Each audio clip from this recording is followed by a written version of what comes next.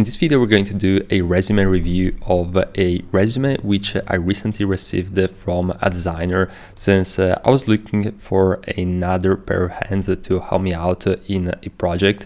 And I'm going to basically go through all the elements and also looking back on what we discussed in the course previously.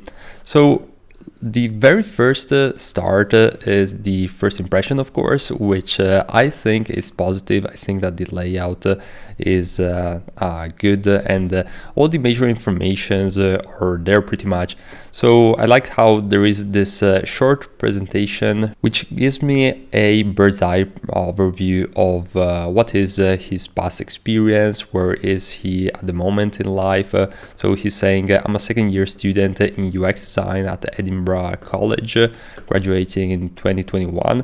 So this is useful since I already know pretty much what his availability is like, and the fact that he's still a student, and his approach overall, he says it's a result focused, which is always good, and proactive approach in accomplishing projects, and essentially just gives me a brief overview, which is really good in my opinion.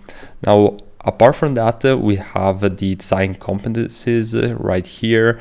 So he's basically listing the different skills and what his strengths are and what are his capabilities, which are good.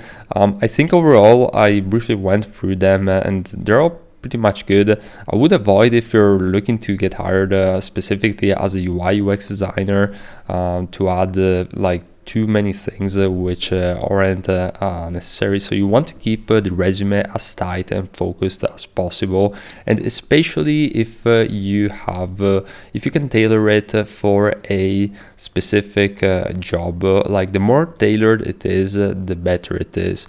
So I always make this example. If you are looking for pizza, if you go in a pizzeria or in a pizza shop, that's going to be the best place to get the pizza, because they know that they are specialized in only doing that. So the likelihood of having really good pizza is higher. However, if you go in a shop where it's a supermarket, well, in the supermarket you can find anything, but you know that the pizza is not going to be their specialty. So always approach advertising and marketing, and especially resume design, like this. And this is a principle which I learned from a 7-figure online marketer. So it's just like a general thing to keep in mind when it comes to your personal branding. So that being said, pizzas apart, let's go and let's see the experiences.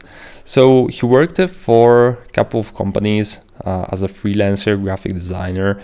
I like the fact that he mentioned the company, the role, also the amount of time he actually worked on for that specific company, and also the roles that he was working with. So essentially what he did at that company, because a lot of the times I receive some resumes or CVs where basically designers just put the role and then the company and the data, but that doesn't really gives me a clue of what was going on, what were they focused on in the company. So this is definitely another thing which is useful. Personally, I'm seeing a lot of like brand identity, business card, brochure, letterheads, all those things, some social media. So this already gives me a clue that he's not super focused on UI UX design. So this of course, it's something that he can improve upon as he's working. He's just in the second year of college, so I was also doing these things when I was in college. But definitely, if you want to progress in your career as a UI UX designer, generally speaking, you want to put as much UI UX design projects as you can. Now, the same is true also for these other ones. And I'm also seeing some other jobs that he basically took, and it was in sales assistant. There's an S missing, and also in at ETH in London as the member. I wouldn't really focus too much on these jobs as they weren't really like they weren't super tied to UI UX design, but nonetheless, when you're first starting out, better have something than nothing, and then you can build it up as you gather more experience.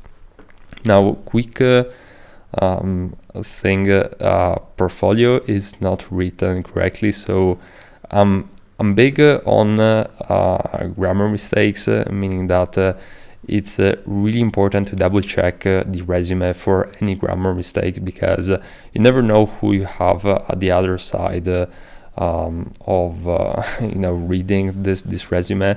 So it's very good to make a good impression and avoid having any grammar mistakes.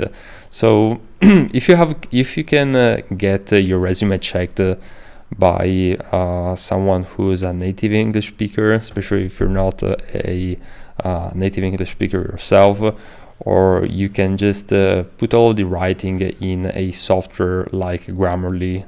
They have a free version which is amazing.